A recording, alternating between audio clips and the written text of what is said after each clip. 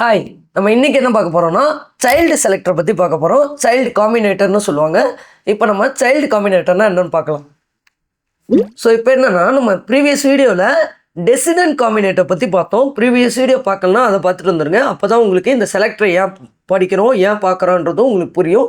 Previous வீடியோவை போய் check பண்ணிட்டு வாங்க. ஸோ இப்போ நம்ம என்ன பார்க்க போகிறோம்னா சைல்டு காம்பினேட்டருன்றதை பார்க்க போகிறோம். சைல்டு காம்பினேட்டர்னால் அதுவுமே கிளாஸ் நேமே அவாய்ட் பண்ணுறதுக்கு தான். எல்லாமே அவாய்ட் பண்ணுறது இல்லை, கம்மி பண்ணுறது. கிளாஸ் நேமை கொஞ்சம் கம்மி பண்ணலாம். அவாய்ட்லாம் பண்ண முடியாது, கிளாஸ் நேமை கம்மி பண்ணலாம். ஸோ இப்போ நான் சைல்டு காம்பினேட்டர் பற்றி பார்க்க போகிறேன். இது எப்படி ஒர்க் ஆகுன்றதை உங்களுக்கு காட்டுறேன். இப்போ நம்ம என்ன பண்ண போகிறோன்னா ப்ரீவியஸாக பார்த்த வீடியோவில் சொன்ன மாதிரி இந்த பாக்ஸ் இருக்குது. இந்த பாக்ஸ் உள்ளே இருக்கக்கூடிய டேக் தான். இதுவே சைல்டு செலக்டர்னால் இப்போ ஃபார் எக்ஸாம்பிள் சைல்டு எது பேரண்ட் எதுன்னு தெரிஞ்சுக்கோங்க. இப்போ எப்படின்னா ஒரு டேக் உள்ளே இருக்கவங்க, ஒரு டேக் இருக்குது, அதுக்குள்ளே இருக்கவங்கலாம் சைல்டுன்னு சொல்லுவாங்க. இப்போ இந்த டேகை நான் மென்ஷன் பண்ணுறேன். இப்போ ஸ்க்ரீனில் தெரிகிற இந்த டேக், இந்த டிவ் இருக்குன்னா இது பேரண்ட்டாகவும் இதுக்குள்ளே இருக்கவங்க சைல்டாகவும் இருப்பாங்க. டிவ் தான் பேரண்ட்டுன்னு நான் சொல்லலை. ஒரு டேக் உள்ளே இருக்கவங்க, அதாவது அந்த மேலே இருக்கக்கூடிய டேக் பேரண்ட்டாக வேலை செய்யும், உள்ளே இருக்க டேகெல்லாம் சைல்டாக ஆக்ட் ஆகும். ஸோ இதை தான் பேரண்ட்டு சைல்டுன்னு சொல்லுவாங்க. இதையே நம்ம grandchild, great grandchild அப்படின்னு கூட பேசலாம். ஒரு சிம்பிள் திங் தான். ஒரு டேகுள்ள இன்னொரு டேக் இருந்தால் அது பேரண்ட்டாக இருக்கும், உள்ளே இருக்கவங்க சைல்டாக இருப்பாங்க. ஸோ நான் இங்கே என்னென்னா இப்போ இங்கே ஒரு டிவ் இருக்கா, இந்த டிவுக்கு எத்தனை சைல்டுன்னு பார்த்தீங்கன்னா 3 சைல்டு. இங்கே ஒரு சைல்டு, இங்கே ஒரு சைல்டு, இது ஒரு சைல்டு. இப்போ இதுவே நம்ம பாடியை கன்சிடர் வச்சு நம்ம சொல்லணும்னா இப்போ பாடிக்குள்ளே எத்தனை சைல்டு இருக்காங்கன்னு கேட்டாங்கன்னா ஒரு சைல்டு, 2 சைல்டு. டிவ்வு ஃபுல்லாகவே 3வது சைல்டாக இருக்கும். டிவ்வுக்குள்ளே இருக்கவங்களாம் கிராண்ட் சைல்டு, அதாவது பேர பசங்க மாதிரி சொல்லுவாங்க. ஸோ இது தேர்ட் சைல்டுக்கு பிறந்தவங்க தான் இவங்க 3 பேருன்ற மாதிரி சொல்லுவாங்க. ஸோ இந்த டிவ் டேக்கே நீங்கள் தேர்ட் சைல்டாக கன்சிடர் பண்ணணும் பாடி டேக்கை பார்க்கும்போது. இப்போ இந்த பி டேக் என்ன பண்ணணும்னா இது 4th சைல்டு, இது 5th சைல்டு, இது 6th சைல்டு. இதை நீங்கள் தெரிஞ்சுக்கிட்டால் தான் அந்த சைல்டு செலக்டர் எப்படி சைல்டு காம்பினேட்டர் எப்படி ஒர்க் ஆகுதுன்றது புரியும். ஸோ நான் இப்போ என்ன பண்ணிடுறேன், நான் இங்கே போயிட்டு டிவ் பி டேக் இப்படின்ற மாதிரி கொடுத்துட்றேன். Div child selector p tag இதான். அதாவது இந்த கிரேட்டர் தென் சிம்பிள் தான், இந்த கிரேட்டர் தென் சிம்பிள் தான் சைல்டு காம்பினேட்டர்னு சொல்லுவாங்க. ஸோ இப்போ நான் அதை தான் யூஸ் பண்ணியிருக்கேன். கண்ட்ரோல் லெஸ்ன்னு கொடுத்துட்டேன். இப்போ நான் போய் ரீப்ரெஸ் பண்ணுறேன். இப்போ பார்த்தீங்கன்னா எல்லாமே கலர் ஆகிடுச்சு பாருங்கள். சேம் நம்ம ப்ரீவியஸ் வீடியோவில் பார்த்த மாதிரி தான் இதுவுமே கலர் ஆகுது. அப்போ நம்ம ஸ்பேஸே யூஸ் பண்ணிக்கலாம்ல. ஸ்பேஸுன்றதே யூஸ் பண்ணாலே நமக்கு கலர் ஆகும்னா கிடையாது.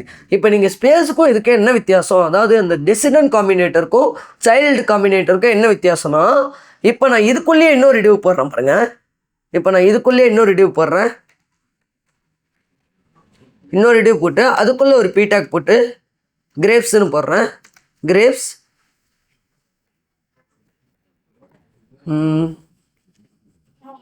Lemon, grapes, pineapple, dragon fruit.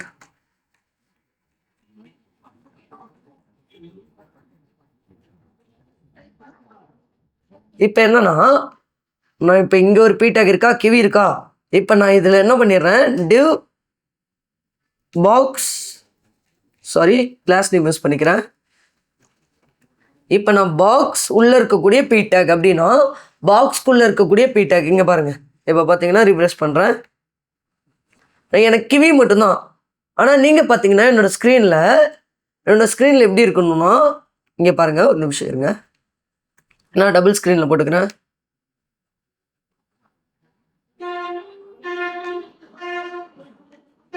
So இப்போ பார்த்தீங்கன்னா தெரியும் உங்களுக்கு, இங்கே என்ன தெரியுதுன்னா பாக்ஸ்க்குள்ளே இருக்கக்கூடிய பீடாக், பாக்ஸ்க்குள்ளே இருக்கக்கூடிய பீடாக் தான். அப்போ பாக்ஸ் உள்ளனா இதுதான் பாக்ஸ், அதுக்குள்ளே இங்கே ஒரு பீடாக் இருக்குது, இங்கே ஒரு பீடாக் இருக்குது, இங்கே ஒரு பீடாக் இருக்குது. அப்போ பார்த்தா 3 பீடாக்.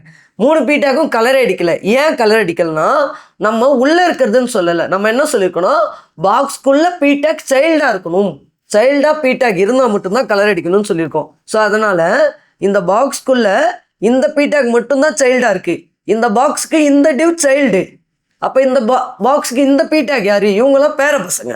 இந்த பாக்ஸுக்கு இந்த பீடாக் உள்ளே இருக்கவங்க கிராண்ட் சைல்டுன்னு சொல்லுவாங்க. அதாவது கிராண்ட் சைல்டு அப்படின்னா பேர பசங்கன்னு சொல்லுவாங்க. ஸோ நம்ம செலக்ட் பண்ணியிருக்கிறது பசங்களை செலக்ட் பண்ணியிருக்கோம். அதனால் அந்த பீடாக் கலர் ஆகாது. இதுவே நம்ம டெசிடன்ட் செலக்டர் யூஸ் பண்ணியிருந்தா, இப்போ நான் யூஸ் பண்ணுற பாருங்கள், பாக்ஸ்க்குள்ளே பீடாக் அப்படின்னு போட்டு ரிஃப்ரெஷ் பண்ணுறேன். இப்போ எல்லாருக்குமே கலர் அடிக்கும். அதாவது அந்த டிவ்வில் இருக்கக்கூடிய டிவ்வுக்கும் கலர் அடிச்சிடும். டெசிடன்ட் செலக்டர் யூஸ் பண்ணிங்கன்னா இந்த மாதிரி உங்களுக்கு கலர் அடிச்சிடும். இதுவே நம்ம சைல்டு செலக்டர் யூஸ் பண்ணால் அந்த ஒரு பீடாக்கு மட்டும்தான் கலர் அடிக்கும். இதெல்லாம் நீங்கள் சினாரியோ பேஸ் பண்ணி தான் நீங்கள் யூஸ் பண்ணணும். இதெல்லாம் என்னன்றதை நான் எக்ஸ்பிளைன் பண்ணுறேன். இதை வேணும்னா உங்களுக்கு இதுக்கப்புறம் வரக்கூடிய வீடியோஸில் ஒரு ஃபைல்லையும் ஒரு சிம்பிள் டாஸ்க்லேயும் நான் ஒரு செலக்டராக நான் பயன்படுத்தி காட்டுறேன். இப்போதைக்கு என்னென்னா இது எப்படி ஒர்க் ஆகுது, எந்த மாதிரி ஒர்க் ஆகுதுன்றதை எக்ஸ்பிளைன் பண்ணிகிட்ருக்கேன்.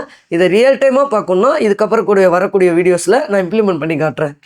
ஸோ இவ்வளோ தான் சைல்டுக்கும் டெசிடன்ட் செலக்டருக்குமான வித்தியாசம். நெக்ஸ்ட் வீடியோவில் நம்ம சிப்ளிங் செலக்டர் பற்றி பார்க்கலாம். பை.